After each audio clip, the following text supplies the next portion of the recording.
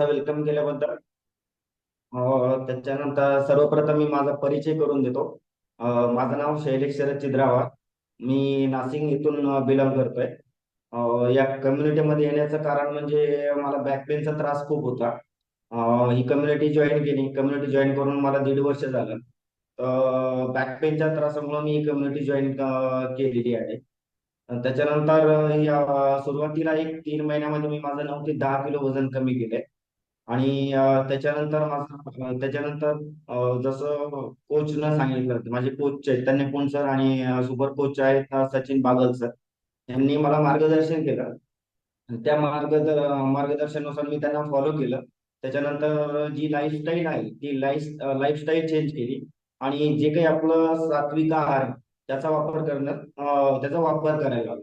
त्याच्यानंतर वर्कआउट, या सगळ्या गोष्टींचा परिणाम म्हणजे माझा बॅक पेनचा त्रास आज पूर्णपणे बंद झालेला आहे. म्हणजे कुठल्याही प्रकारचा त्रास होत नाही. त्याच्यानंतर पाठीवर एक छोट्या छोट्या गाठी होत्या फॅटच्या, चरबीच्या गाठी म्हणतो आपण त्याला, तर त्या गाठी पण पूर्णपणे कमी झालेल्या आहेत. तर असा एकंदरीत माझा पूर्ण एक्सपिरियन्स आहे. आता आपण आजचा टॉपिक आहे केमिकल पेस्टिसाइड. तर सर्वप्रथम मी थोडक्यात अजून माझी माहिती सांगतो. मी एक ऍग्रिकल्चर कंपनीमध्ये काम करतोय. तर ऍग्रिकल्चर कंपनीमध्ये मी रिसर्च डिपार्टमेंटला काम करतो, म्हणजे जिथं संशोधनाचं काम होतं.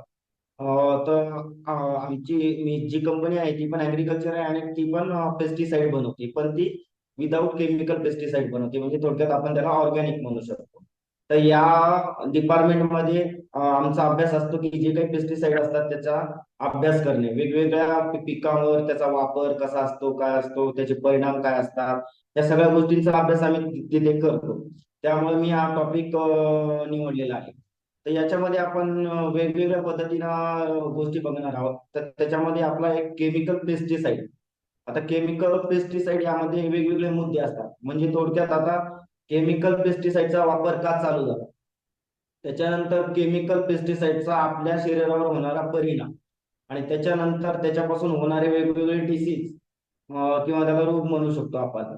आणि या सगळ्या गोष्टीवर आपण ओव्हरकम कसं करायचं, म्हणजे थोडक्यात आपण त्या सगळ्या सिच्युएशन मधून बाहेर कसं पडायचं, त्याला कसं टाळायचं, या सगळ्या गोष्टी आपण या आजच्या टॉपिक मध्ये बघणार आहोत.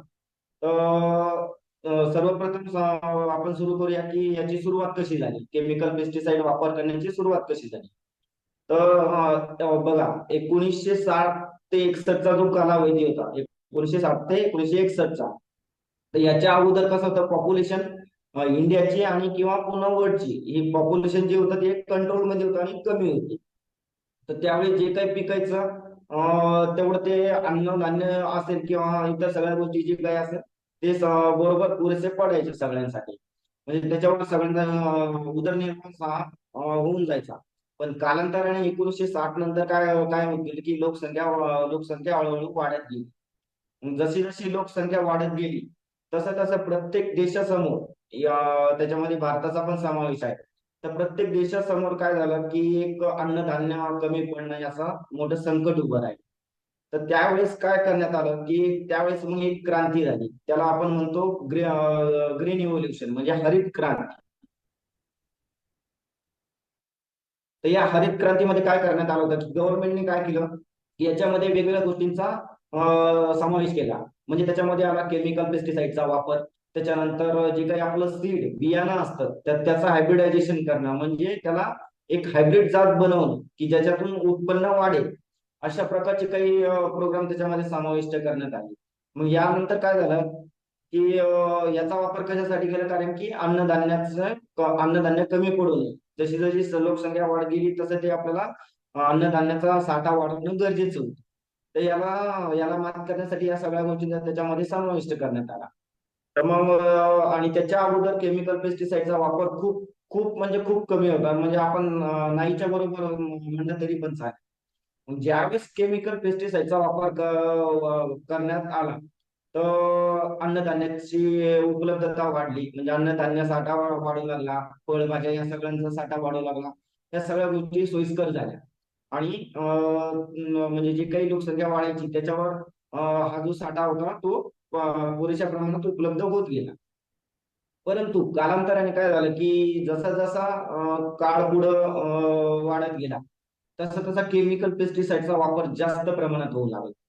मग केमिकल पेस्टिसाइडचा वापर जास्त प्रमाणात होऊ लागला, त्यामुळे आपल्या आरोग्यावर वेगवेगळे परिणाम होऊ लागले. अजून पण आणि त्याच्यानंतर आताचा जो काळ आहे, एक एक 10 ते 15 वर्षाचा म्हणू शकतो आपण त्याला, किंवा 15 ते 20 वर्षाचा जो काळ आहे, याच्यामध्ये अति प्रमाणात केमिकल पेस्टिसाइडचा वापर करणं शेतकऱ्यांनी चालू केलं. तर त्याचं कारण काय आहे, की बघा, आजची जी नैसर्गिक स्थिती आहे ती खूप अनियमित आहे. म्हणजे कधी पण पाऊस पडतो, कधी पण थंडी पडते, कधी पण कुठले पण वातावरणामध्ये चेंजेस होतात. तो तो म्हणजे ग्लोबल वॉर्मिंगचा इफेक्ट आपण त्याला म्हणतो नेहमी. तर याच्यामुळे काय झालं, की जिथं समजा पूर्वीच्या काळी 1960 पासून जसा केमिकल पेस्टिसाइडचा वापर सुरू झालेला आहे, तर त्यावेळेस म्हणजे एक पर्टिक्युलर स्टेजला एक पर्टिक्युलर झाडाची अवस्था असते, तेवढ्याच अवस्थेमध्ये जर त्या केमिकल पेस्टिसाइडचा वापर करण्यात येत होता. परंतु त्याच्यानंतर काय झालं, की आता या ज्या वातावरणातल्या ज्या बदलामुळे आहे, तर या वातावरणात जे बदल घडत होतं, त्यामुळे काय होतं, की जे काही शेतकऱ्यांचं पीक आहे, तर त्या पिकावर काय होतं, रोग पडायला चालू होतो अचानकच, कळत न कळत केव्हाही रोग पडतो. आज जर झाड चांगलं असलं तर उद्या लगेच त्याच्यावर एखाद्या वेळेस वातावरण चेंज झालं की रोग पडायला चालू होतो. मग ह्यावेळेस काय होतं, रोग पडला की शेतकरी काय करतो, एखादा केमिकल इन्सेक्टिसाइड म्हणा, म्हणजे कीटकनाशक, बुरशीनाशक आणि इतर फर्टिलायझर याचा वापर वाढवतो. म्हणजे ज्या काही पहिले स्टेजेस होत्या झाडांच्या, त्याच्यानुसारच जो वापर व्हायचा, तो आता काय होत गेला, की तो चेंज झाला. म्हणजे ज्यावेळेस रोग पडला, वातावरण चेंज झालं, रोग पडला की लगेच केमिकल पेस्टिसाइड मारा, म्हणजे इन्सेक्टिसाइड मारा किंवा बुरशीनाशक. कारण की त्याला ते कंट्रोल करायचं असतं. शेतकऱ्याला पण आता शेतकऱ्याला या गोष्टी सगळ्या माहीत असतात, की याचा जास्त वापर केल्याच्या नंतर हे हानिकारक आहे किंवा इतर बऱ्याच गोष्टी ते घातक आहे. परंतु बिचारा शेतकऱ्याला पण त्याची फॅमिली जगवायची असते, त्याचा उदरनिर्वाह त्याच्यावर असतो. एकदा जर पीक गेलं तर त्याच्या हातात काहीच उरत नाही. अजून पण आपण शेतकऱ्यांची परिस्थिती कशी आहे ते बघतोय आपण. आणि आपल्या ग्रुपमध्ये पण बरेच जण शेतकरी असतील, किंवा जे काही यंग जनरेशन आहे त्यांचे आई वडील शेती करत असतील. तर या सगळ्या गोष्टींचं आपल्याला सगळी माहिती असते. मग काय होतं, कालांतराने त्याचं पीक वाचवण्यासाठी शेतकरी हा काय करतो, इन्सेक्टिसाइड, बुरशीनाशक, फर्टिलायझर याचा उपयोग तो वारंवार करतो, कारण की या वातावरणातल्या बदलामुळे. मग अशा वेळेस काय होतं, की नको त्या प्रमाणात, नको त्या लेवलला जाऊन इन्सेक्टिसाइडचा वापर केल्यामुळे त्या इन्सेक्टिसाइड मधले काही खूप असे हानिकारक घटक असतात. आता त्याची लिस्ट जर सांगायला गेली तर खूप खूप मोठे असे मॉलिक्युल्स असतात, त्याच्यामध्ये घटक असतात, की ते इन्सेक्टिसाइड, बुरशीनाशक किंवा कीटकनाशक याच्यामध्ये उपलब्ध म्हणजे असतात, त्याच्यामध्ये समाविष्ट असतात. आणि ते कुठल्याही सजीवाला खूप हानिकारक असतात. इवन ते आपण ज्या झाडांसाठी मारतो त्या झाडांना पण ते हानिकारक करतात. पण त्याचं काही प्रमाण एक कंट्रोल मध्ये असतं झाडामध्ये. ज्यावेळेस त्याचा वापर वाढत जातो, तर त्यावेळेस वेगवेगळ्या रोगांचा प्रादुर्भाव आपल्या शरीरावर होण्याची शक्यता असते. आता याचा इन्सेक्टिसाइड मध्ये जे काही घटक असतात, ते आपल्या शरीरामध्ये कसे पसरतात, म्हणजे किंवा आपल्या शरीरावर त्याचा कसा परिणाम होतो. तर यामध्ये होतं काय, की ज्यावेळेस झाडामध्ये कुठली अनियमितता आढळून येते, किंवा रोग येतो, किंवा कीटक येतात, तर ज्यावेळेस त्यांचा वापर होतो. मग याचा वापर झाल्याच्या नंतर काय होतं, की ते जे काही त्यांचे जे अवशेष आहेत, त्या झाडामध्ये, त्या फळामध्ये, त्या पानामध्ये, झाडाच्या प्रत्येक भागामध्ये ते अवशेष त्याच्यामध्ये जमा होत असतात.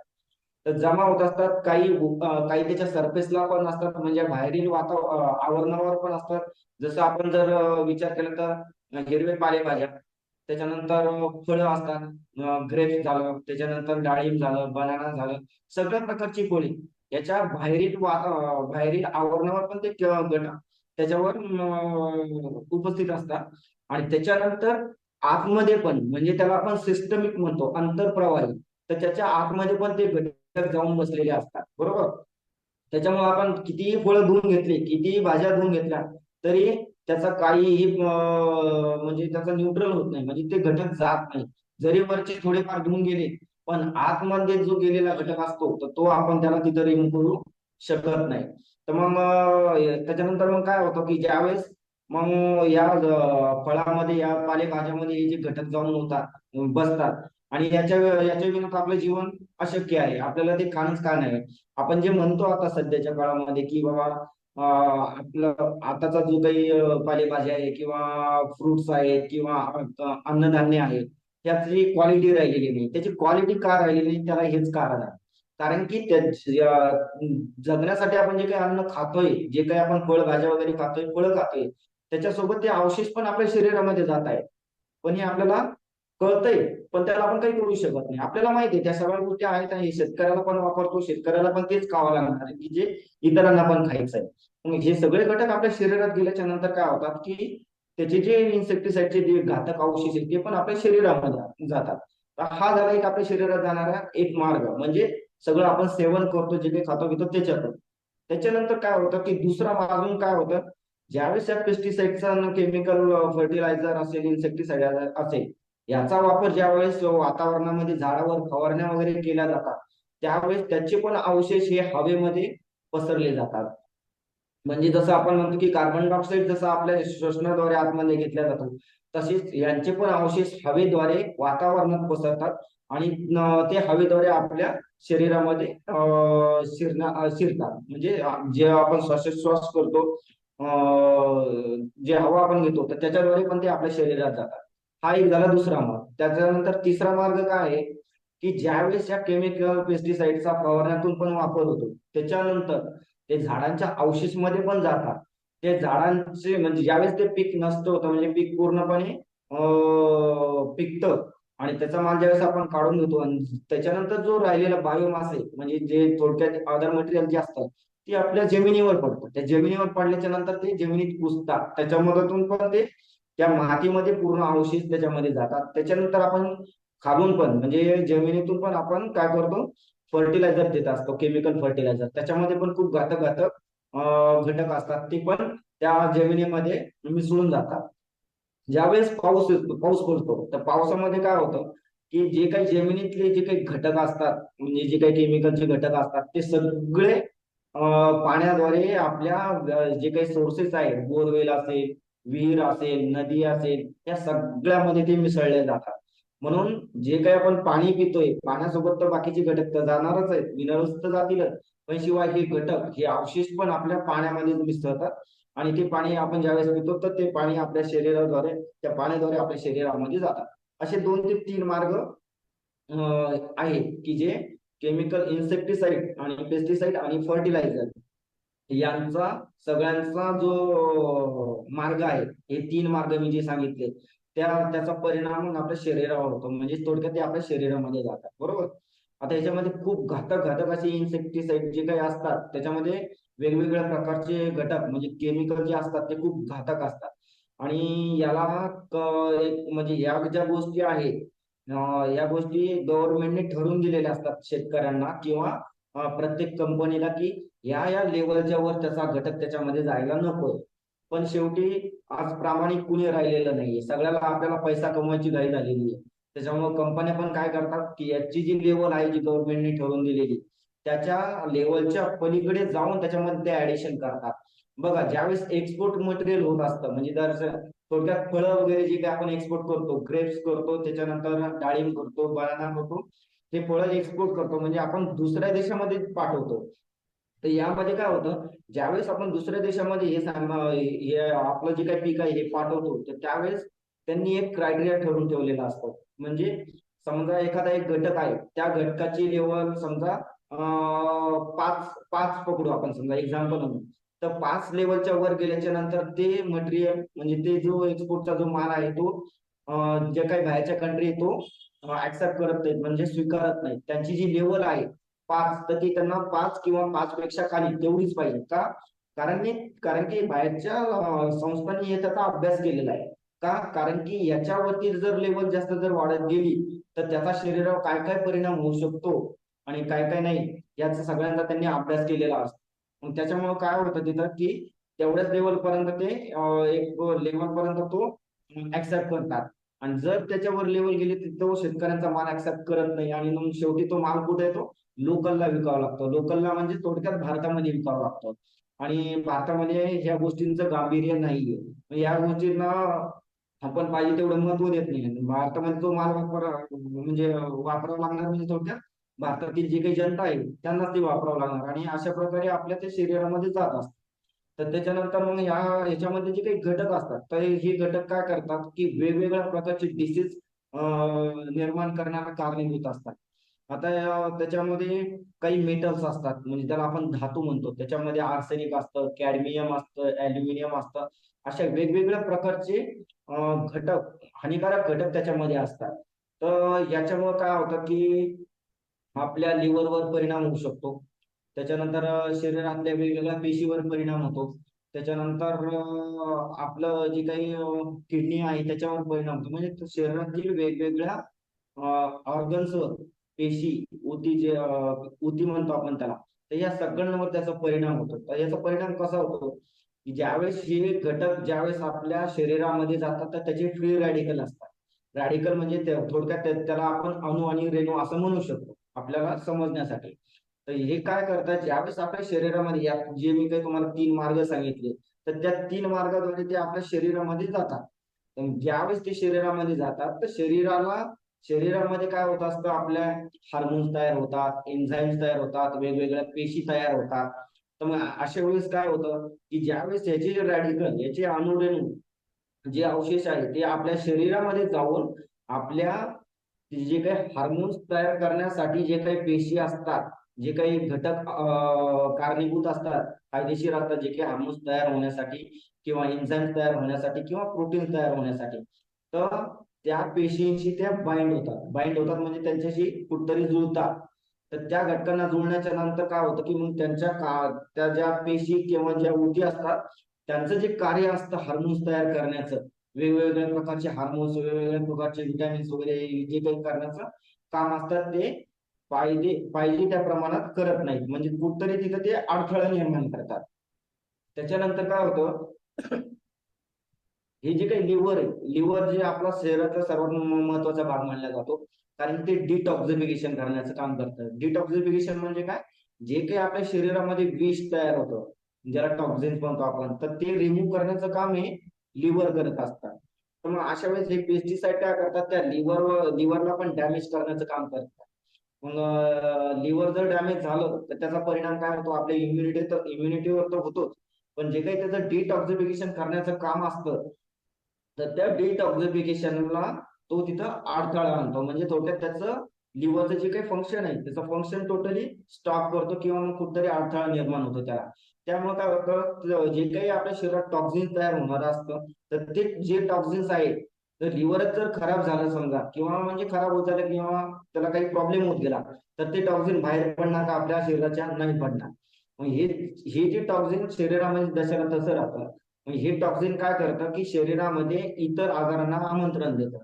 ऍसिडिटी झालं, त्याच्यानंतर अजून बरेचशा गोष्टी असतात की छोटे छोटे आजार म्हणा, त्याच्यानंतर इम्युनिटी कमी होते म्हणून माणूस मग लगेच सर्दी, ताप, खोकला ह्या छोट्या छोट्या यांना आजारी पडत असतो. आणि हे छोटे छोटे जे काही आजार म्हणू शकतो किंवा म्हणजे जो काही छोटा छोटा त्रास असतो, हा आपली इम्युनिटी अजून कमजोर करतो. त्याच्यामुळं शरीरातील इतर जे काही ऑर्गन्स आहेत त्याचं पण कार्य सुरळीतपणे चालत नाही.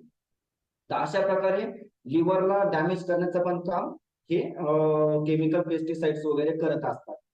तर त्याच्यानंतर मग परत काय असतं, आपली एक न्यूरोलॉजिकल सिस्टीम असते, म्हणजे नर्वस सिस्टीम म्हणतो आपण त्याला, की जे काही आपली जी काही आपण ऍक्टिव्हिटी वगैरे करतो, तर या ऍक्टिव्हिटी करण्यासाठी सेन्सेशन महत्वाचं असतं. तर ही जी काही नर्वस सिस्टम असते किंवा न्यूरोलॉजिकल आपण जे म्हणतो आपण त्याला सिस्टीम असते, तर ब्रेन पासून जोडलेली असते. ही काय करते, आपल्या पूर्ण ब्रेनला चेतना देत असते, म्हणजे एक आदेश देत असते, तिथून सिग्नल भेटत असतात आपल्या वेगवेगळ्या ऍक्टिव्हिटी करण्यासाठी.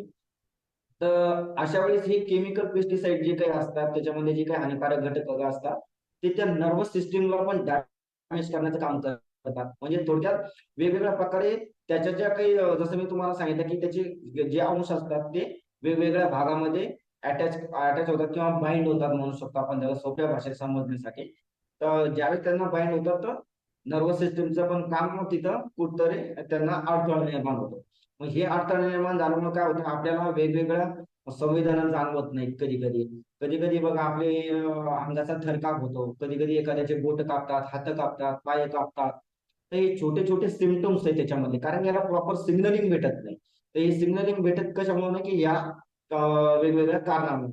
आता याला आपण म्हणतो की ठीक आहे, आपण तर शेतकरी म्हणा किंवा अजून आपण सजीव जे काही आहेत ते म्हणा, की कालांतराने तर आपण तर जगत आहोत, पण केमिकल पेस्टिसाइडचा वापर आपण आता खूप वर्षापासून करतोय किंवा त्याचा परिणाम जाणवत नाही असं आपल्याला वाटतं. पण तसं नाहीये थोडक्यात. कारण काय त्याचं, आपण ज्यावेळेस कालांतराने आपण बघत जातो की कधीतरी आपण म्हणतो यार हा माणूस एका चांगल्या माणसाला कुठेतरी काहीतरी कॅन्सर होतो किंवा अजून काही कुठला तरी आजार त्याला जाणवतो किंवा अजून काहीतरी प्रॉब्लेम होतो. तर आपण म्हणतो अरे हा माणूस, त्याला काही व्यसन नाही, कुठली काही गोष्ट नाही, एकदम तंदुरुस्त आहे, खातो पितो चांगला, तरी पण या माणसाला असं कसं काय झालं. तर हे कळत नकळत होणारे परिणाम असतात. आता पेस्टिसाइडचा वापर हा हळूहळू हळूहळू हा काही एकदम होत नाही. जसं आपलं वेट लॉस एकदम किंवा म्हणजे कमी किंवा जास्त होत नाही, त्याच्यातलाच एक भाग म्हणू शकतो आपण त्याला. याचं काय डिपोजिशन होत चालत राहतो. आणि डिपोजिशन जसं जसं होत राहतं त्याचा त्याचा त्या ऑर्गन्सवर हळूहळू हळू त्याचा परिणाम, वाईट परिणाम होण्यास चालू होतो. मग त्याच्यानंतर काय होतं की मी हळूहळू ऑर्गन्स आपले काम करणं कमी करतात, म्हणजे त्याची इफिकेसी, कार्यक्षमता आहे ती कमी कमी होत जाते. तर मग त्यावेळेस आपल्याला जाणवतं. आणि जसं काही काही केमिकल्स असे पण आहेत की जे आपल्याला कॅन्सर होण्यासाठी कारणीभूत असतात. तर मग आता कॅन्सर कसा होतो, तर काही केमिकल्स त्याच्यामध्ये असे असतात, जे आपल्या जे काही मी मार्ग सांगितले तुम्हाला, पाणी, हवा आणि जे काही आपण खातोय डायरेक्ट, त्याच्यातून आपलं जो केमिकल आपल्या शरीरामध्ये जातं. तर ह्याच्या वेळेस काय होतं, काही केमिकल असे असतात की ते कॅन्सर होण्यासाठी कारणीभूत ठरतात. ते कसं, ज्यावेळेस ते घटक आपल्या शरीरामध्ये हळूहळू जो व्हायला जमा होतात, तर त्यावेळेस काय होतं, हे जे काही घटक आहे यांचं मेन फंक्शन काय होतं, म्हणजे हे कशाला डिस्टर्ब करतात, आपल्या डीएनए ला. आणि डीएनए हा आपला शरीरातला महत्वाचा एक पार्ट मानला जातो. पार्ट नाही, तो एक डीएनए म्हणजे त्याला डीऑक्सी रायबोज न्यूक्लिक ऍसिड म्हणलं जातं. की याच्यापासून आपल्या शरीराची म्हणजे पेशींची उत्पत्ती होत असते. तर या डीएनए ला तो काय करतो, डॅमेज करतो. म्हणजे थोडक्यात समजा आपल्याला पाहिजे एक्स एक्स प्रकारचा डीएनए पाहिजे. एक्झाम्पल म्हणून सांगतो, एक्स तयार झाला की आपल्या डीएनए ची जी पुढची पेशी वगैरे ती तयार होत असते. पण ज्या वेळेस ही प्रोसेस तयार होत असते समजा, तर त्यावेळेस जर तो केमिकल पेस्टिसाइड जो कॅन्सरला कारणीभूत आहे, तर काय होतं, तो कॅन्सरचा जो अणू अणू किंवा रेणू असतो तो तिथे बाइंड होणार. जिथं आपल्याला एक्स पाहिजे तिथं वाय तयार होतो. वाय तयार होतं, म्हणजे वाय आपल्याला पाहिजे का नाही, आपल्याला काय पाहिजे, एक्स. पुढची एक स्पेशी तयार होण्यासाठी काय पाहिजे आपल्याला, एक्स. एक्झाम्पल म्हणून सांगतोय फक्त. आणि तिथं काय तयार होणार, वाय. वाय कशामुळे तयार होणार, त्या केमिकलच्या इन्सेक्टिसाइडचा जो काही अणू आहे तो तिथे बाइंड होतो, त्याला वाय मध्ये कन्वर्ट करतो. म्हणजे थोडक्यात जे पाहिजे ते तयार न होता दुसरंच काहीतरी तयार होतो, त्याला आपण म्हणतो म्युटेशन. म्युटेशन म्हणजे थोडक्यात जे पाहिजे असेल त्याच्यात तो न होता त्याच्यात वेगळाच काहीतरी प्रकार तयार होणं, त्याच्यामध्ये बदल घडून आणणं, त्याला आपण म्हणतो म्युटेशन. तर हे म्युटेशन कशामुळे होतं, त्या घटकामुळे होतं. हा घटक जो आहे तो त्याला कारणीभूत ठरतो. मग एक जर तो म्युटेशन तयार झालं की मी थोडक्यात समजा त्याला आपण म्हणतो कॅन्सरची गाठ वगैरे, किंवा कॅन्सरच्या हळूहळू ज्या पेशी वाढत जातात, कॅन्सरच्या पेशी स्टेप बाय स्टेप म्हणजे त्याचं जे मल्टिप्लिकेशन आहे ती खूप जोराने होत असतात. त्याच्यामुळे मग आपल्याला वेगवेगळ्या प्रकारचे कॅन्सर व्हायला चालू होतात. आणि त्याच्यानंतर काही हार्मोनल चेंजेस होतात.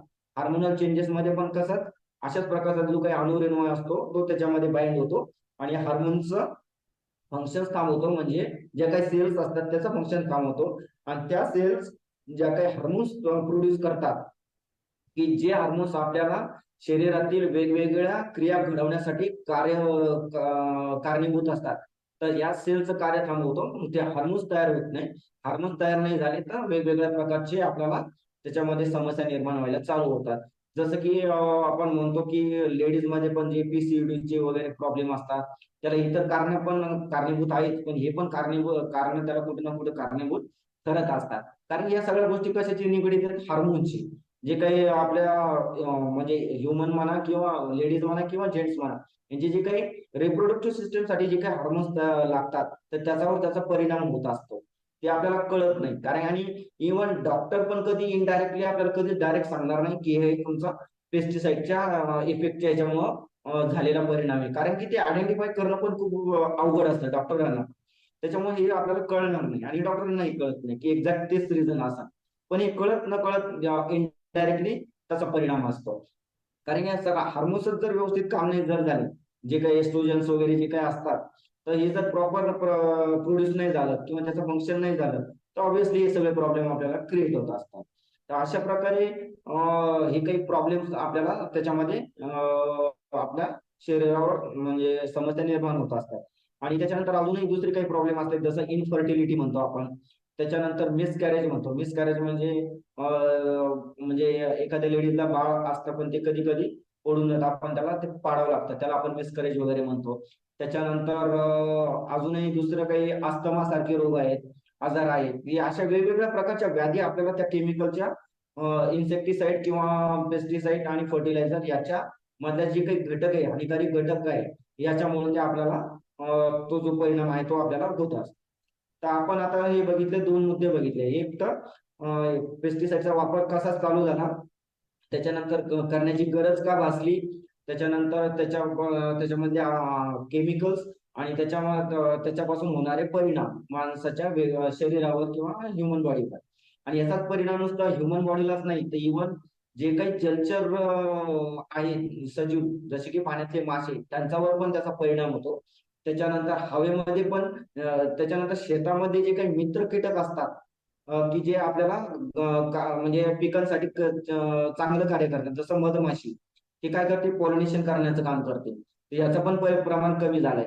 तर कीटकावर परिणाम झालाय, पाण्यातल्या सजीवावर त्याचा परिणाम झालाय, वातावरणाच्या सजीवावर त्याचा परिणाम झालेला आहे. मग ह्या सगळ्या गोष्टीचा परिणाम कशावर झालेला आहे, आपल्या इकोसिस्टमवर. मग या इकोसिस्टम सगळी डिस्टर्ब झालेली आहे एन्व्हायरमेंटची, आणि त्याचा परिणाम आपल्याला साईड इफेक्ट आपल्याला वेगवेगळ्या पद्धतीनं दिसून येतो. तर हे आपण थोडक्यात बघितलं. आता ठीक आहे, आपण आता याच्यातून बाहेर कसं पडायचं. तर याच्यातून बाहेर पडण्यासाठी आता मग आपली कम्युनिटी, त्याच्यानंतर आपली लाईफस्टाईल, त्याच्यानंतर आपलं हे जे काही सात्विक आहार आहे, याचा परिणाम कसा मग त्याचा आपल्या शरीरावर होतो, म्हणजे याचे फायदे कसे होणार आहेत ते आपण बघू. तर बघा, आपण बघितलं आता या डिसीज कसे होतात केमिकल पेस्टिसाइडमुळे, त्याच्यामुळे. आणि आता त्याच्यामधून बाहेर पडण्याचं म्हणजे स्वतःला तर आपण आता आपल्याला तर ते खावं तर लागणारच आहे का, कारण की याच्यामध्ये काय होतं, कारण याच्याशिवाय आपण जगू शकणार नाही. हे आपल्याला म्हणजे आपण जे म्हणतोय काळ्या दगडावरची रेष आहे, की आता हे आपल्याला खावं लागणार आहे. अन्न तर आपण सोडून देऊ शकत नाही, आपल्याला जगायचं आहे. पण याच्यापासून मग आपण सुरक्षित कसं राहू शकतो, त्यावर आपण काय करू शकतो. तर ज्यावेळेस ही कम्युनिटी आपण जॉईन करतो, याच्यामध्ये सर्वप्रथम आपली लाईफस्टाईल चेंज केल्या जाते. त्याच्यानंतर वर्कआउट जे काही असेल त्याला सहभागी केल्या जातं. त्याच्यानंतर जे काही मार्क्यू सरांनी खूप चांगल्या अशा प्रकारचा सात्विक आहार जो बनवलेला आहे त्याचा आपण उपयोग करतो. आता या सात्विक आहारामध्ये काय काय असतं, की आपण जे काही फायबर्स असतात आपण वापरतो. त्याच्यानंतर 114 प्रकारचे न्यूट्रिएंट्स त्याच्यामध्ये आहेत. तर याच्यामध्ये ह्या सगळ्या गोष्टींचा वापर असतो आणि तो आपल्या शरीराला आपल्याला भेटत असतो. आता जे काही एक सात्विक आहार जो बनवलेला आहे, तो काही आता आपण म्हणू मग हे पण आपण कुठल्या ना कुठल्या ह्याच्यापासून बनवलेलं आहे. समजा सोयाबीन झालं, अजून इतर वेगवेगळ्या प्रकारचे घटक त्याच्यामध्ये आहेत. ठीक आहे. पण मग इथं केमिकल पेस्टिसाइडचा वापर नाही होत का त्याला ग्रोईंग करण्यासाठी, तर नाही. एक ऑर्गॅनिक पद्धतीद्वारे एका चांगल्या वातावरणामध्ये पिकवल्या जातात सगळ्या गोष्टी. आणि त्याच्यातून जे काही येतं आणि त्याच्यापासून ते एक्सट्रॅक्शन काही प्रोसेस असतील त्यांच्या वेगवेगळ्या, त्या मार्फत ते एक बनवलं जातं. तर त्याच्यामुळे हे जे काही बनवत आहे ते केमिकल पेस्टिसाइड विरहित आहे, म्हणजे त्याच्यामध्ये कुठल्याही प्रकारच्या केमिकल पेस्टिसाइडचा वापर करण्यात आलेला नाहीये. त्याच्यानंतर मग आता याच्यामध्ये काय 114 प्रकारचे विटॅमिन्स म्हणजे जे न्यूट्रिशन आहे, त्याच्यामध्ये विटॅमिन्स आलं, प्रोटीन्स आलं, एन्झाईम्स आलं, फॅटी ऍसिड आलं, सगळ्या प्रकारचे घटक आहेत. आता याच्यामध्ये याचा याचा आपल्याला फायदा कसा होतो, याच्यामध्ये काय असतं की जे काही विटॅमिन सी आणि ई, हे जे काही विटॅमिन्स आहेत, तर हे काही एक प्रकारचे अँटीऑक्सिडंट्स आहेत. त्याच्यानंतर ओमेगा 3 फॅटी ऍसिड्स आहेत. त्याच्यानंतर अजूनही दुसरे अँटीऑक्सिडंट आहेत. तर ज्यावेळेस आपण याचा इंटेक करतो, म्हणजे ज्यावेळेस याचा आपण वापर करतो, तर काय होतं, ह्याच्यामध्ये हे काही जे काही vitamin C, E, omega 3 fatty acids हे जे काही आहे, त्याच्यानंतर ए, तर हे काय करतात, आपल्या शरीरामध्ये जे काही टॉक्झिन्स तयार झालेले आहेत, तर ते म्हणजे थोडक्यात जे काही आपले अवशेष गेलेले आहेत पेस्टिसाइडचे, केमिकल पेस्टिसाइडचे जे अवशेष गेलेले आहेत, त्याच्याशी बाइंड होतात. म्हणजे जे लिव्हरच्या सेल्सला बाइंड न होता ते ह्याच्यासोबत बाइंड होतात आणि त्याला ते न्यूट्रल करतात, म्हणजे थोडक्यात त्याचं निकामी करतात त्याला. आणि त्याच्यानंतर काय करतात, म्हणजे आपल्या लिव्हरला पण या सगळ्या गोष्टी खूप चांगल्या फायदेशीर असतात. व्हिटॅमिन सी आणि ई झालं आणि इतर अजून दुसरे घटक हे काय करतात, लिव्हरची इफिकेसी वाढवतात. म्हणजे थोडक्यात लिव्हरची इफिकेसी वाढवली म्हणजे काय होतं की त्याचं डिटॉक्सिफिकेशन करण्याचं काम हे चांगल्या प्रकारे सुरळीत होतं. मग याच्यामध्ये काय होतं, ज्यावेळेस ह्याची इफिकेसी वाढते लिव्हरची, तर डिटॉक्सिफिकेशनचं कार्य चांगलं होतं. म्हणजे जे काही टॉक्झिन तयार होतं तर ते टॉक्झिन बाहेर काढण्याचं काम लिव्हर चांगल्या प्रकारे करतं. मग ज्यावेळेस हे टॉक्झिन बाहेर जातात त्यावेळेस त्याच्यामध्ये केमिकल पेस्टिसाइडचे अवशेष असतील, त्याचे अणुरेणू जे काही असतील ते पण आपल्या शरीराच्या बाहेर टाकले जातात. आणि थोडक्यात ज्या काही सेल्स असतात शरीरामध्ये आपल्या, तर त्याला ते अवशेष बाइंड न होता आपले जे काही व्हिटॅमिन सी जे काही आहे अँटीऑक्सिडंट, तर हे त्याच्याशी बाइंड होऊन त्याला रिमूव्ह करण्याचं काम करतात. आता या पेस्टिसाइडच्या हार्मफुल इन्ग्रेडियंटमुळे काय होत असतं की जे काही आपल्या शरीरामध्ये ताण तयार होत असतो त्याला आपण ऑक्सिडेटिव्ह स्ट्रेस म्हणतो. तर ह्या स्ट्रेस काय करतात, ज्या काही सेल्स असतात त्याला डॅमेज करतात. तर हा ऑक्सिडेटिव्ह स्ट्रेस कमी करण्याचं काम हे आपल्या फ्युअल मध्ये जे काही 114 प्रकारचे न्यूट्रिशन आहे, तर ते तो ताण ते न्यूट्रिएंट कमी करतात. म्हणजे थोडक्यात त्या पेस्टिसाइडचा जो ताण तयार होणार आहे आणि त्या ताणामुळे ज्या सेल्सवर इफेक्ट होणार आहे, तर तो इफेक्ट आपल्याला तिथे जाणवणार नाही, कारण की आपण ते 114 प्रकारचं न्यूट्रिशन आपण तिथे घेतोय. त्याच्यामध्ये फायबर असतात, फायबरचे टॅबलेट पण आपल्या आहारामध्ये आहे, त्याचा वापर नक्कीच करा. तर तो जो फायबर आहे तर ते फायबर काय करतं, त्या फायबरमध्ये वेगवेगळ्या प्रकारचे विटॅमिन अँटीऑक्सिडंट्स असतात त्या फायबरमध्ये पण.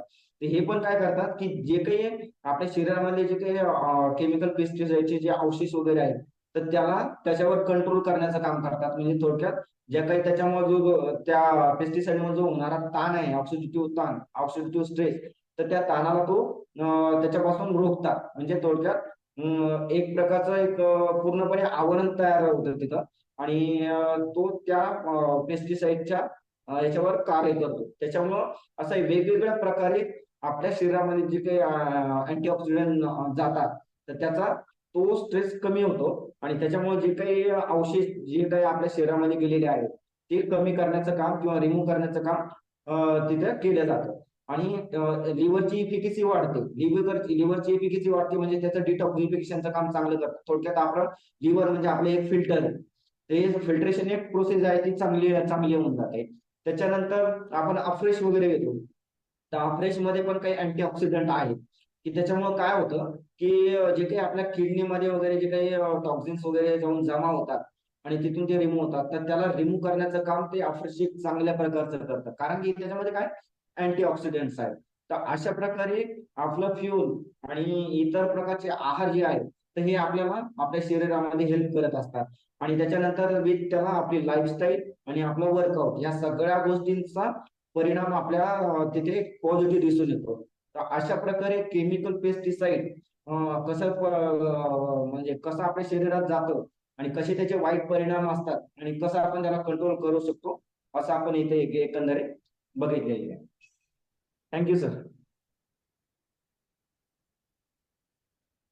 Yes, thank you so much Shailesh sir. जोरदार क्लॅपिंग करूया त्यांच्यासाठी. केमिकल पेस्टिसाइड आपण वेगवेगळ्या आहारातनं